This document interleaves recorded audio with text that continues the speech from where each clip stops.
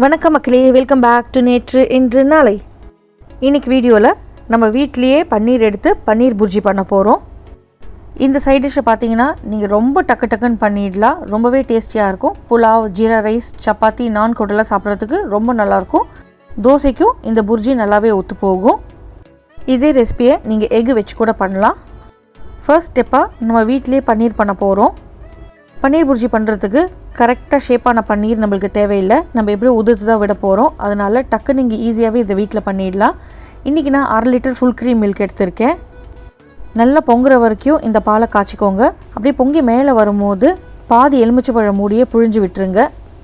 எலுமிச்சைப்பழம் புழிஞ்ச உடனேவே உங்களுக்கு பால் திரிய ஆரம்பிக்கும். மில்க் சாலிட்லாம் உங்களுக்கு தனியாக வரும், தண்ணி தனியாக போயிடும். நல்லா மிக்ஸ் பண்ணி விடுங்க. க்ரீன் கலர் தண்ணி தனியாகவும் வெள்ளை கலர் மில்க் சாலிட் தனியாகவும் வர வரைக்கும் நீங்கள் லெமன் ஜூஸ் புழிஞ்சு விட்டுட்டே இருங்க. புழிஞ்சு விட்டுட்டு நல்லா கலந்து விட்டுட்டு ஒரு கொதி விட்டிங்கன்னா உங்களுக்கு பிரிஞ்சிடும். இந்த மாதிரி தண்ணி தனியாக வரும்போது அடுப்பை ஆஃப் பண்ணிவிட்டு நீங்கள் இதை வடிகட்டிக்கணும். வடிகட்டும் போது இந்த மில்க் சாலிட் தனியாக மேலே நின்றுடும், தண்ணி தனியாக கீழே வந்துடும். இந்த மில்க் சாலிட் தாங்க பன்னீர். நல்லா ஃபைனான ஒரு துணியில் இதை வடிகட்டிக்கோங்க. கீழே இருக்கிற அந்த பச்சை கலர் வே வாட்டரை நம்ம சப்பாத்தி பிசையறதுக்கு யூஸ் பண்ணிக்கலாம். வே வாட்டருக்கு நிறைய ஹெல்த் பெனிஃபிட்ஸ் இருக்குது. ஸோ நீங்கள் லெமன் ஜூஸ்லாம் யூஸ் பண்ணும்போது ரொம்பவே ஹெல்த்தி தான் அது. நீங்கள் அதை யூஸ் பண்ணிக்கலாம். வினிகர் யூஸ் பண்ணிங்கன்னா நீங்கள் இந்த வே வாட்டர் யூஸ் பண்ணாதீங்க. நீங்கள் வினிகர் இல்லைனா லெமன் ஜூஸில் மட்டும்தான் கர்டில் பண்ணோன்ட்டு இல்லை, தயிர் சேர்த்தும் நீங்கள் திரிய வைக்கலாம். இப்போ இந்த பன்னீரை நல்லா உதுத்து விட்டுட்டு சாதா தண்ணி சேர்த்துட்டு நம்ம வாஷ் பண்ணிக்க போகிறோம்.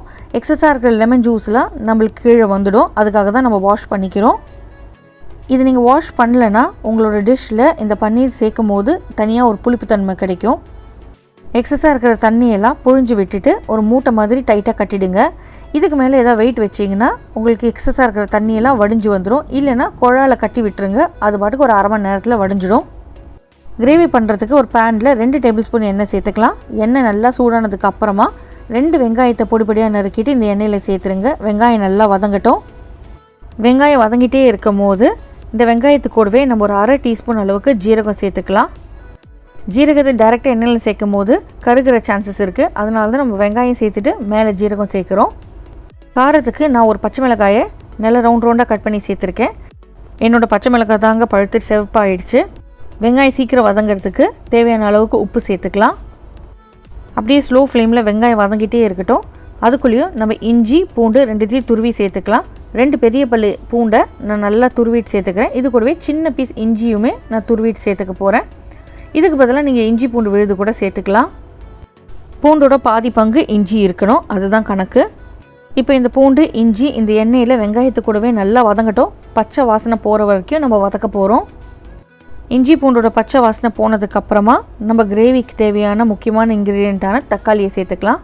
2 பெரிய சைஸ் தக்காளியை பொடியாக நறுக்கிட்டு நான் சேர்த்துக்கிறேன். இந்த கிரேவி பார்த்திங்கன்னா பண்ணுறது ரொம்ப ஈஸிங்க. வீட்லேயே உங்களால் பன்னீர் பண்ண முடியலன்னா நீங்கள் கடையில் வாங்கிட்டு துருவிட்டோ இல்லைனா உதுத்து யூஸ் பண்ணிக்கலாம். வீட்டில் பண்ணிங்கன்னா இன்னுமே நம்மளுக்கு ஹெல்த்தியாக இருக்கும். தக்காளி நல்லா மசிகிற வரைக்கும் வதக்கிக்கலாம். தக்காளி குழஞ்சதுக்கு அப்புறமா நம்ம பொடிகள் சேர்த்துக்க போகிறோம். முதல்ல ஒரு 1/4 டீஸ்பூன் மஞ்சள் பொடி சேர்த்துக்கிறேன். மஞ்சள் பொடி கூடவே நான் கலருக்காக 1/2 டீஸ்பூன் காஷ்மீரி சிவப்பு மிளகாய் பொடி சேர்த்துக்கிறேன். உங்களுக்கு நல்லா காரமாக வேணும்னா நார்மல் சிவப்பு மிளகாய் பொடி சேர்த்துக்கோங்க. பச்சை மிளகாய் காரம் போதும்னா நீங்கள் காஷ்மீரி மிளகாய் பொடி சேர்த்துக்கலாம். அடுத்ததாக ஒரு 1/2 டீஸ்பூன் சர்க்கரை, 1/2 டீஸ்பூன் ஜீரகப்பொடி, 1/2 டீஸ்பூன் கரம் மசாலா சேர்த்துட்டு நல்லா கலந்து விட்டுக்கலாம். எண்ணெயில் வதக்கும் போது இந்த பொடிகளோட பச்சை வாசனை டக்குன்னு போயிடும். சும்மா ஒரு 10 செகண்ட் நீங்கள் வதக்கினாலே போதும். சைடில் எண்ணெய் பிரிஞ்சு வர ஆரம்பிச்சிடும். எண்ணெய் பிரிஞ்சு வர ஸ்டேஜில் ஒரு கேப்சிகமாக பொடியாக நறுக்கிட்டு சேர்த்துக்கிறேன். கேப்சிகம் நல்லா வேகிற வரைக்கும் வதக்கிக்கலாம். தண்ணி எதுவும் சேர்க்காதீங்க. கேப்சிகம் பார்த்திங்கன்னா ரொம்ப சீக்கிரமே வதங்கிடும். அதனால் நீங்கள் கவலைப்பட வேண்டாம். அடுத்ததாக நம்ம கட்டி வச்சுருக்கிற பன்னீரை அவுத்துட்டு துருவிட்டு சேர்த்துக்க போகிறோம். நீங்கள் துருவறதுக்கு பதிலாக க்ரம்பிள் பண்ணியும் சேர்த்துக்கலாம். ஹோம்மேட் பன்னீர் கடை பன்னீருக்கும் நிறையவே டேஸ்ட் டிஃப்ரென்ஸ் இருக்குங்க. நீங்கள் வீட்டில் ஒரு தடவை ட்ரை பண்ணி பாருங்கள். உங்களுக்கு கடையில் வாங்கவே தோணாது. பன்னீரை அப்படியே மழை சாரல் போல் தூவி விட்டுட்டு வதக்கி விட்டுக்கலாம். பன்னீரை நம்ம வதக்கும் போது நம்மளுக்கு நல்லாவே ஸ்டிஃப் ஆகிடும். துருவின உடனே பார்த்தீங்கன்னா அப்படியே சீஸ் மாதிரி இருக்குது. பன்னீரில் இந்த மசாலாலாம் நல்லா பிடிக்கட்டும். அது வரைக்கும் நம்ம கலந்து விட்டுட்டு சாட்டே பண்ணிகிட்டே இருக்கலாம். ஃபியூ செகண்ட்ஸுக்கு இதை வதக்கினதுக்கு அப்புறமா ஒரு 5 நிமிஷத்துக்கு நம்ம தண்ணி சேர்த்துட்டு இதை குக் பண்ண போகிறோம். ஒரு 1/2 கப் தண்ணி சேர்த்திங்கன்னா உங்களுக்கு கரெக்டாக இருக்கும். உங்களுக்கு செமி கிரேவி வேணுமா இல்லை நல்லா தண்ணியாக இருக்கணுமாங்கிறத பொறுத்து நீங்கள் தண்ணி சேர்த்துக்கோங்க.